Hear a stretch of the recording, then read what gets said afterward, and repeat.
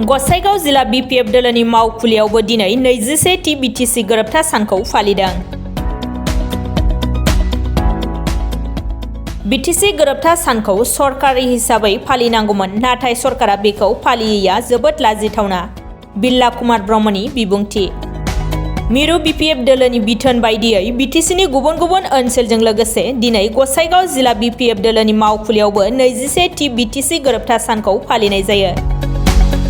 फुंबिलियाव फिरफिला बिरहोनाय आरो मुंख्लंफोरनो मान बावनाय बायदि हाबाफारिजों जागायजेनो।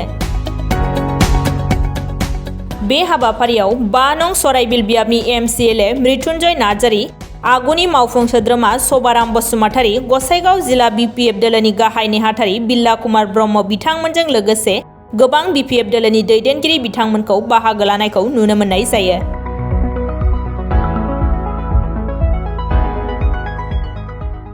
बड'लेण्ड एकर्ड डे दंमोन, बड'लेण्ड सान फालिनाय बेखौ जोङो फुंनि 9टायाव फिरफिला बिरहोबाय आरो बिनि उनाव जोंनि मार्टियास मेदामनि बिबार बावबाय। सेकेन्ड खाजोसेया बेनोमोन आरो दा जोंनि मथा मथि दिनैनि हाबाफारिया बेसेल'खा जे प्रत्येकता जिल्लायाव गावबागाव फालिनो थाखाय जोंनि मिरु आफादा बीपीएफनि मिरु आफादा बिथोन हरनायखाय जों दिनै बेखौ खालामनाय जादों। दा जोंनि हाबाफारिया बे सिगाङाव जोब्बाय आरो बेखौथ' जोङो लाजिनांगौसै। दा जि एकर्डनि दारै दिनैसिमबो बिसोरो जिरायगासिनो दं जि न'आव, बे न'आ एकर्डजों फैनायसो। बे जोंनि सेक्रेटारियानो हक जिखुनु कार्यालयानो हक बीटीसीनि एकर्डजों फैनाय गोजा। गतिके बेखौ सरकारि भाबै पालन खालामनांगौआ सरकारनि दायित्वमोन, किन्तु दिनै बिसोरो राजनितिकरन खालामनानै लासिं सिं जि जिनिसा सांबिधानिक भाबै एकर्ड जानाय बेखौनो सन्मान होनो रोङैखौ बेखौ सानना नायदो बिसोर मा धरननि मानसि। हाजार हाजार मानसिफ्रा शहीद जानानै मोननाय जे बीटीसी, बे बीटीसीखौ बिसोर सन्मानखौनो होआखिसै। गावसोर नगण्य मोनसे सान्ति चुक्तिसो। नियमाव बड'लेण्ड एकर्ड डेया नैबेसो मेन। सरकारि भाबै बेखौ पालन खालामनांगौमोन, दिनैनि सरकारा बेखौ पालन खालामाखै लासिं सिं, बेखौ जों धिक्कार होयो आरो मा।